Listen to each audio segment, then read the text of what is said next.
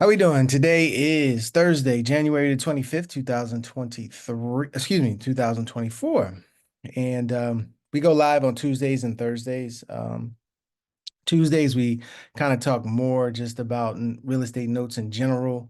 We break it down piece by piece, why you want to invest in notes, the good, the bad, the ugly, the documents that's going to be associated with a transaction, how we evaluate deals. So we kind of go from A to Z um, on Tuesdays, and we take a little bit each time, break it down into smaller bits, usually on there about 20 minutes, 20 to 30 minutes at the most.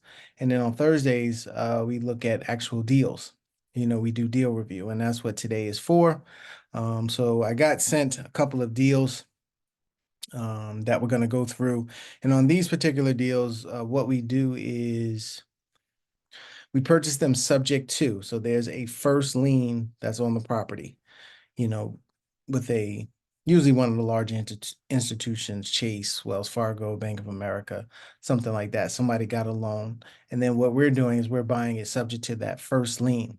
And then what we're going to do is offer financing or create a note for a buyer that's going to live in the property. And there should be some type of spread there in terms of what we have to pay that first lien and what the new buyer that's going to be living in the property is going to be paying us. So we get a cash up front when we create the financing for the buyer, and we get a monthly payment each month. And then based on the note that we structure, there's an unpaid balance that's due for the next 30 years. It's just like any type of other mortgage. When you buy a house, you have like 30 years to pay it off. So we get cash now and cash on a monthly basis and cash later. So that's what we're going to be looking at and analyzing and see if this is a good deal. And, hopefully you learn something from it. And the reason why we're doing this too is because we also look for people to fund our deals, private money lenders or people that may have retirement funds or have money in an account that's maybe getting you a small amount of interest and you'd like to see it get a higher amount of interest. So we offer that as well. We usually do terms of 3 to 5 years, fully amortized, meaning that there's a certain amount of interest that we're paying on that money so we can get it paid off in that 3 to 5 years. So after that time frame, you have gotten X amount of interest on that money that may be sitting somewhere that is not, getting any interest, or, it's not working for you. It's just sitting somewhere and you may want to get a better return on that money. So let's go here to this first one here. So this one here, 5322 Avenue K. It's in Galveston, Texas. So let's see. Think I looked this one up. Is this it? Uh, I believe, yeah, this is it. So, as you can see here, very nice property. Looks like it's pretty much brand new. Great, great looking on the outside, on the inside. Looks like it's move-in ready. And that's another reason why, one of the reasons why we do this is because we don't really have to put any work into the property. If there is something that needs to be done on these, usually the person that moves in will take care of it because it's usually something minor. So this is a great looking property, 3 bedroom, 2 bath, just over 1,300 square feet. So a nice little um, home for someone.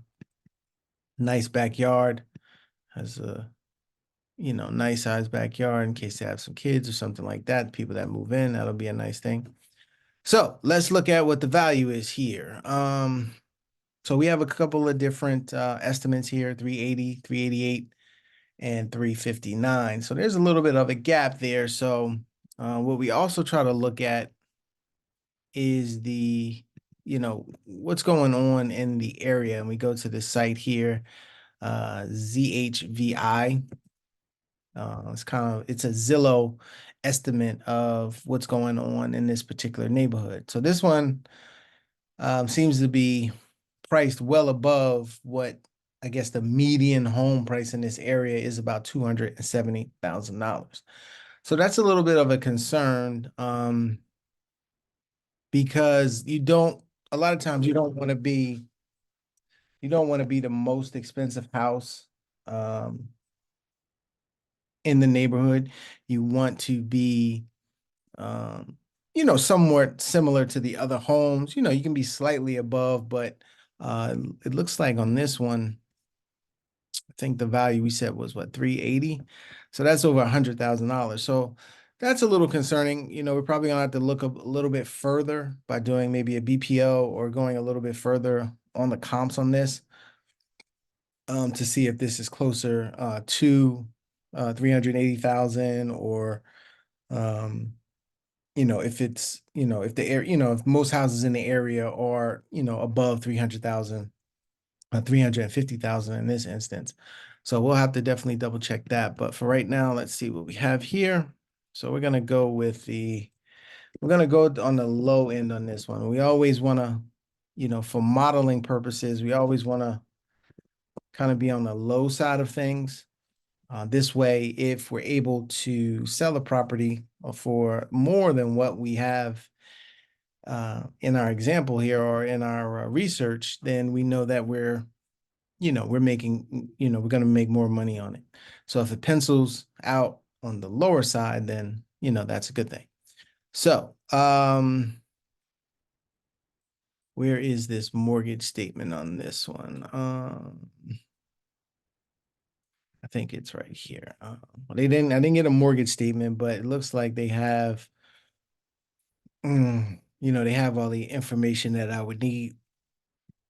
I'd like to get the mortgage statement. I'm not sure if this loan has PMI, meaning that it's a FHA loan or not. That makes a difference when it comes to your cash flow, because in these particular deals, when we are putting a homeowner in the property, we can't pass along the PMI to the new buyer. That's a cost that we have to incur on our side, because the PMI is based on that original loan that the original buyer got, and not the seller financed loan that we are creating for the end buyer. So let's see here.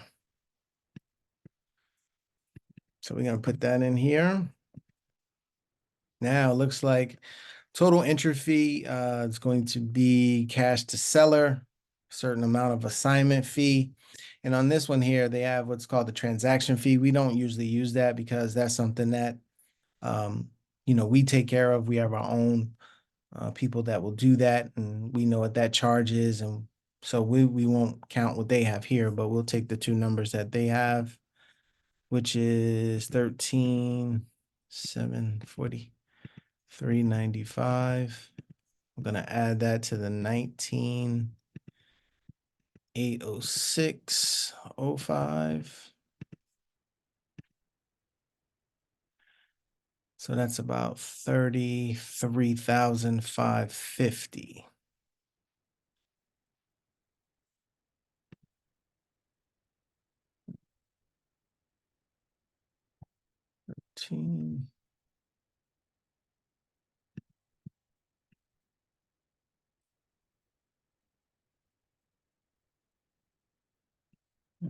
For this type of property, I'm gonna estimate about $5,000 in closing costs.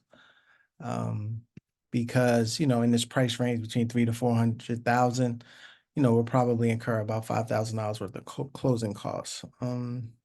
See, seller. Cash to the seller here.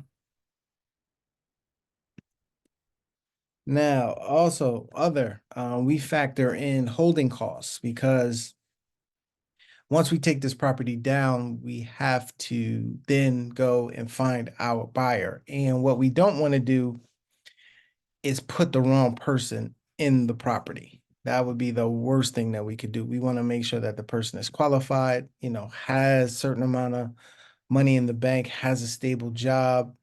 Um, they may have some issues on their credit. Usually when we are creating financing for someone, it means that they can't go down to their local bank or lending institution for whatever reason, not meaning that they're a bad borrower, but maybe because of the way that they earn money, their uh what is it called? Status in terms of being a citizen could come into question and cause them not to get qualified. So there are a number of different reasons why people don't get qualified. Even people who don't, who live in this country and everything like that, when they go and try to get qualified, there could be just something on the credit, something that the bank doesn't like that will not qualify them for a loan. So we are looking in that pool of buyers, which is a significant amount of people who don't get qualified at a bank. So I'm looking for the principal and interest on this one.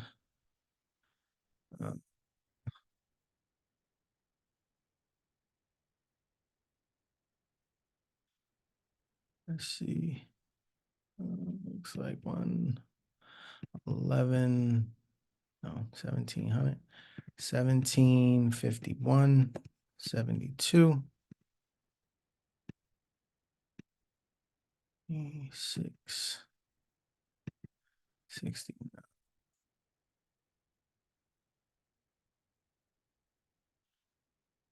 plus 714.56. So this payment, principal, interest, taxes, and insurance is 2812.97.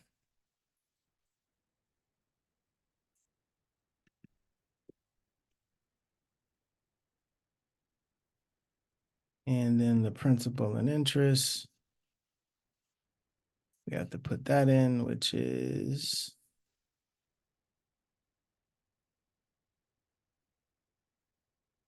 346.69,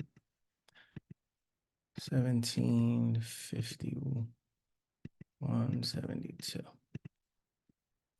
So 2098.41, 2000.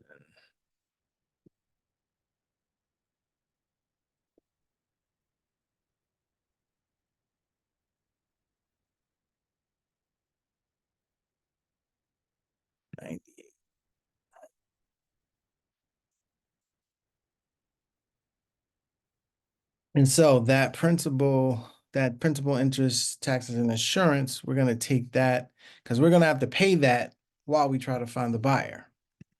So the faster that we find the buyer, the better it is for us, because even though we are,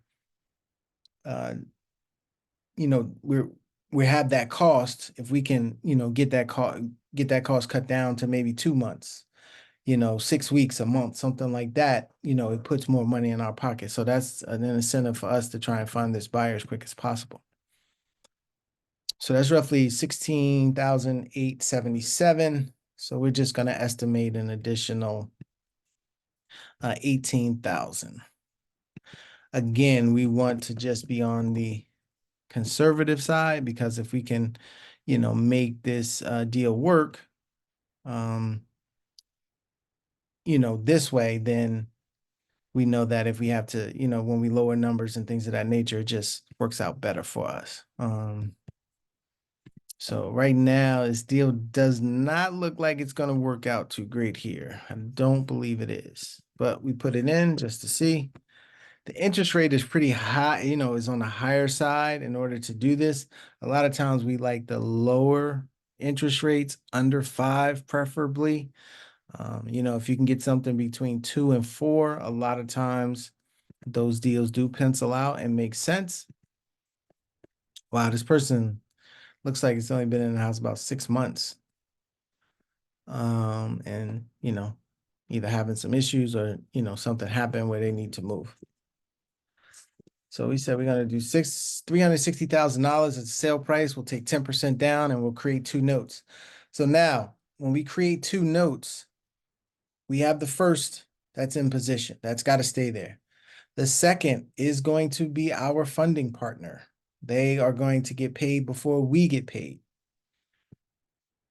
And then this second, well, I'm saying first and second because we're creating two notes, but it's actually going to be in third and fourth position. So as you see here, and in this price range, we want to, be a little bit conservative on the interest rate that we charge. So we're going to do this at 9. A lot of times we do it at, like 10 or 10 and a half. Even sometimes we can do it at 11. Usually that happens in, some of the lower price ranges, around, between 2 and 300. When you get over 300,000, you have to be a little bit conservative on the rate because you want, the person to be able to afford it. You don't want to price them out of it. So right now, at 60 months and 18% paying our funder, we actually would have to spend $810 each month for this deal. So like I was saying, I didn't think it was going to pencil out too good because of the interest rate. It's a little bit too high along with, what it costs for us to get into the deal. So what do we do when that happens? We try to play around with some of these numbers and see what we can do. The seller looks like they're getting about $19,000. Maybe what we can do is pay them on a monthly basis, create another note for them that says, this $19,000 will be paid at $200 a month for the next X amount of months until that's in your pocket. Maybe that's an option. Also, what we can do is we'll knock down the fee for the wholesaler. There was a wholesaler that brought this deal. So, without those two costs, now it becomes a positive cash flow deal, which could make sense, even though we're only making $41.91. But that's the case for the first 60 months because we have to pay our funder. And then after that, after they get paid off, this would have a positive cash flow of $625.96, which is not too bad. But what makes the deal less attractive is the fact that usually people stay in these houses anywhere between 8 to 10 years. And then at that particular time, they should have uh, enough equity where they may want to move. People tend to look to move in about that time frame. It could happen before, and they could not move for 15 years, something like that. But usually the average is between 8 to 10 years. So we look at about 100 months, between 100 months and 120 months, which is right in that 7 to 10 year mark to see what the payout would be. And after servicing this and being involved in this deal, it's only going to net us just under $40,000 in 7 to 8 years, something like that in 100 months. So this is not really a great deal, especially, and that's when we took out all the fees that need to be paid on this one. So for this one, we would pass on this one. This one, is not penciling out. This one is probably better if this wholesaler marketed it to someone who was just going to move in without, obviously an investor, being involved in it. Just try to get what they call a homestead buyer, or the person that, is going to move in, and you can create the financing for them, and it may work out better. So we're going to pass on this one. And then we have this other deal here that we received. So let's go through that one. It's on Erickson Bluff in San Antonio. So let's see how this one works out.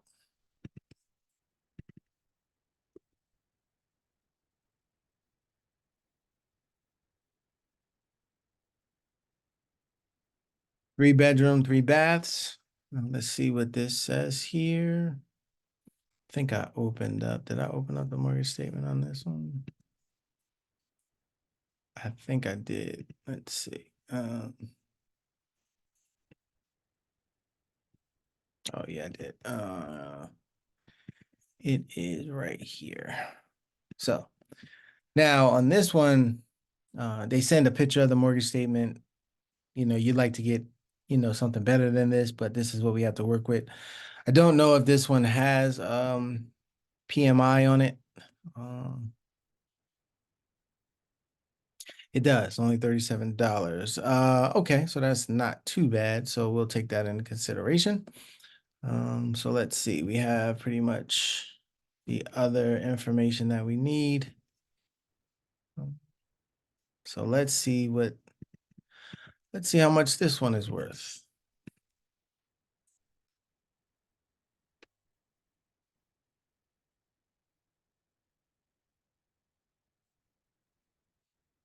So here we go. We're looking at the pictures.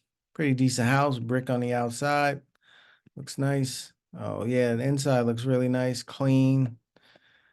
Maybe could use some paint or something just to make it pop, but cabinets are a little bit older, but looks like a nice solid house here based on these photos. So good. Let's see. So we're right around 320,000 on the lower side. So for modeling purposes, we'll do 320,000.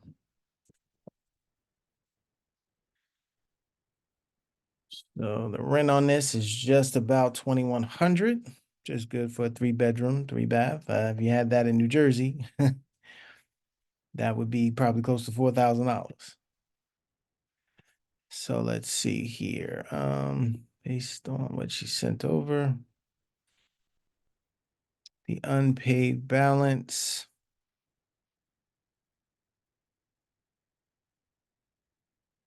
$291,651.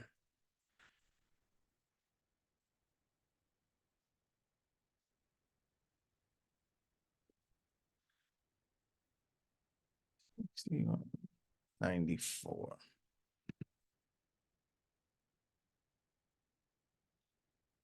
And let's see, how does this one break down?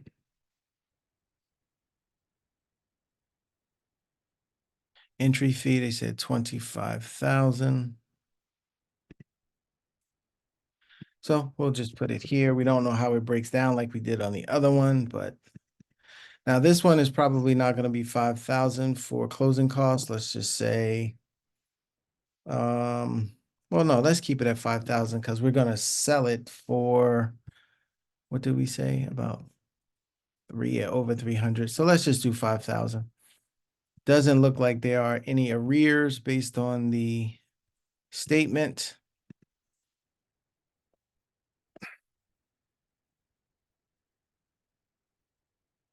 Yeah, it looks like all of this is just what's due. 240137. 37. And then the principal and interest.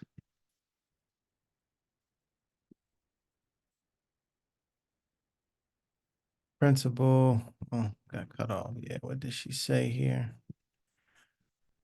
Um,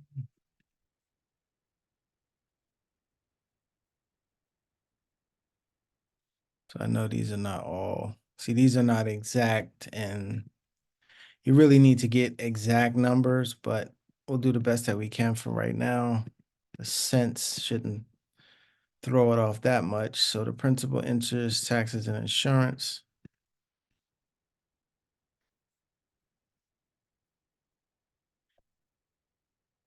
$23.62.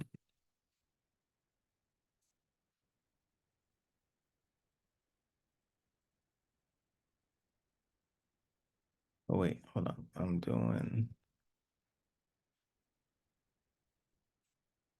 24. That was the whole thing, right? Yeah, that's the whole thing. That included, but that include PMI, and we don't want to put that in there. Okay, So we just want principal and interest right now, which is 349 plus 1336, 1685.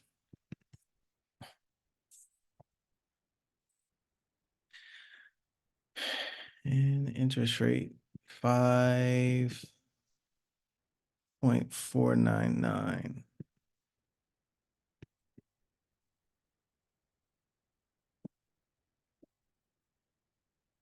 So roughly about 345 monthly payments left. So they've been in the house, what's that, 15 months, just over a year. And, for whatever reason, they need to sell. 320. Again, we'll do 9.5 on this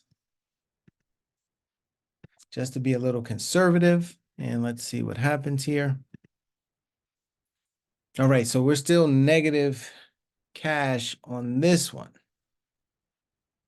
And we are, with the money that we need to borrow, our total cost basis is even slightly above what the property is worth. So we're kind of overpaying for this particular property on this one. And then again, at this 100-month mark, the deal doesn't really offer, a profit that looks attractive. So this one too probably is a pass, and I'm a little surprised because of that interest rate we had, which was, well, 5. When you get over 5, it gets a little sticky. You need more equity in the property. If this was, this 5.499, but the remaining balance on this was, let's say, 220, then, things probably, let's just say 228, 9, whatever. Just make up a number.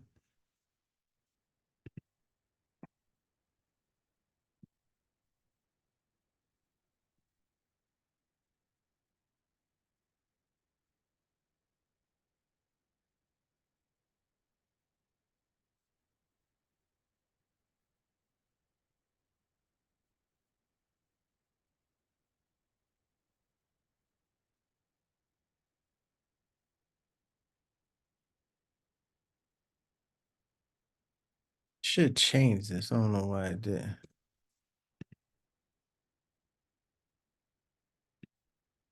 I mean, that should change, but something like that, it would, usually if there's more equity in the property, then, because our cost basis would be less than what the actual property is worth and what we're selling it for. And it should most likely pencil out. I don't know if something is up with this particular calculator, if it's not working properly or what, but, so this one is a pass as well, because we want to be able to most likely make over $100,000 in that 8 to 10 year window. That's the type of payoff we want later, because we're not taking cash flow right now for the first 5 years, because we want to pay off our funder. Now, if you're somebody, now if you can get this, if I could get somebody to fund this, let's say for, like 8%, maybe it'll look a little bit more attractive there. But still have to pay out on this one, it looks like. But if we can get a lower interest rate, let me put in that number of what the outstanding balance was again and see what it looks like on the 8%. 291,651, 291,651, 291,651. And how many cents? 94.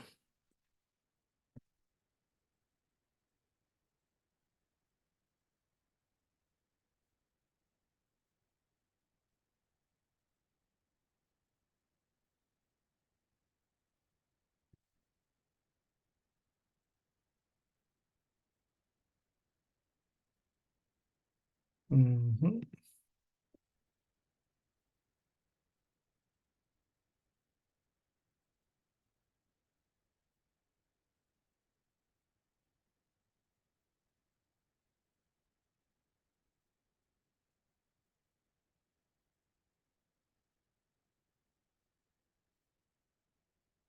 So in this example, we had we still have to pay out $135.22 plus that $37 for PMI because that's the cost to us. So we're really like minus, just about $170 a month on this. So what we would do in that instance is we would reduce this entry fee. Maybe we could only pay, 18,000. And then see something's up. This thing is not refreshing for whatever reason.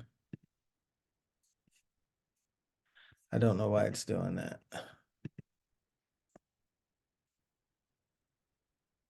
I'll put a negative sign. That might have something to do with it.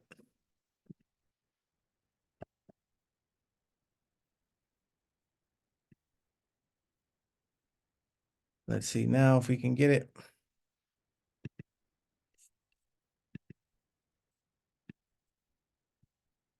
So if we could get them down to 18,000, get someone to fund this deal for 60 months at 8% interest. Maybe they have money in a CD. Maybe they have it in a self-directed IRA where it's not getting any interest. Maybe they have it in something that's getting them 4 or 5%. We could get them 8%, and we can get that person who's bringing us the deal to reduce their fee, which a lot of times that'll happen. We could possibly do this deal. Now, what it looks like in 100 months, it's only 58,000. So I'm really, not, it's not a great deal. Personally, it's probably not something that we would want to do, you know, because of everything that we have to put into it. We would like to see at least $100,000, on that back end payday. So, just wanted to kind of go through the exercise. That's what we do on Thursdays. We review these deals, show you how we put them together. Obviously they're very clean properties, move-in ready. We just need to find the buyer, and we give ourselves enough time to do that so we don't put the wrong person in there. And then, a lot of people will say,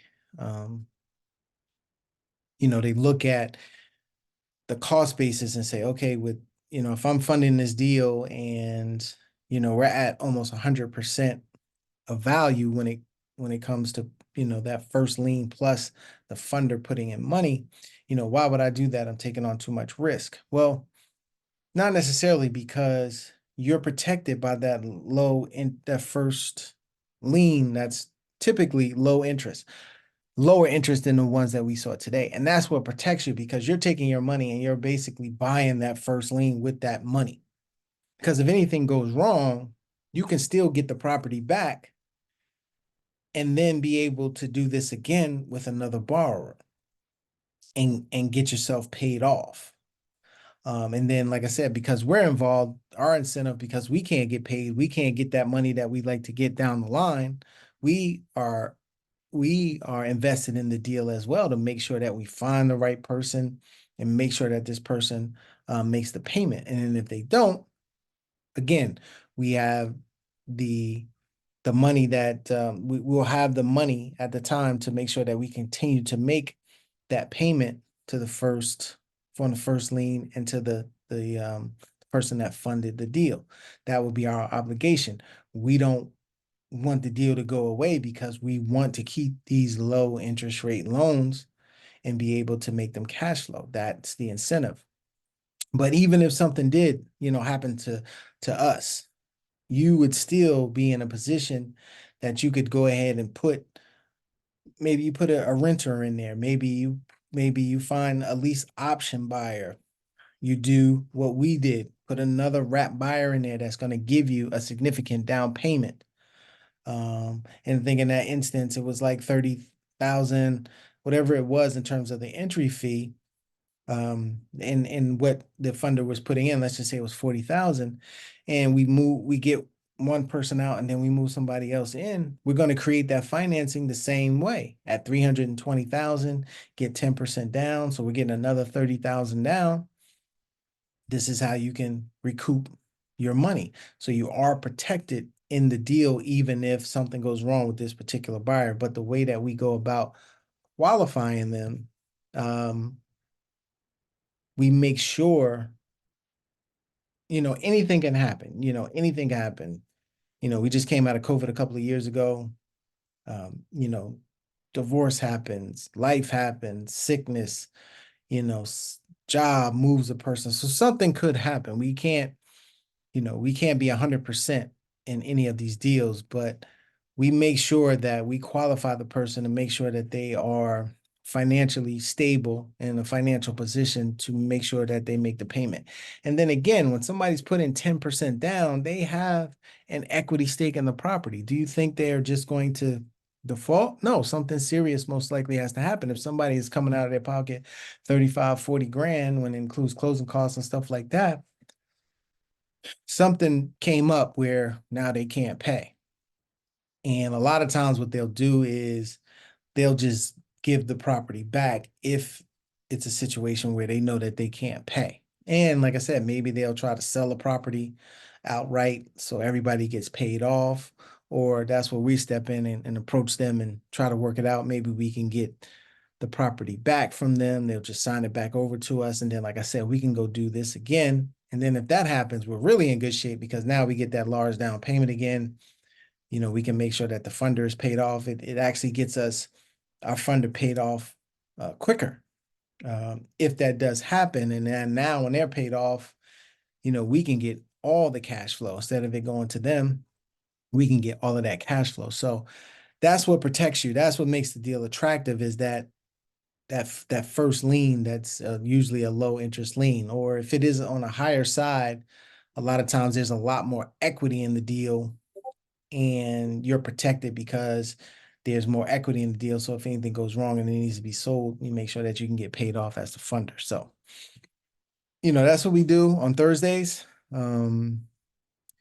If you see the replay of this and have any questions, please reach out. Telephone number is 973-475-8488. You can send us an email at investorgmr@yahoo.com with any questions or concerns.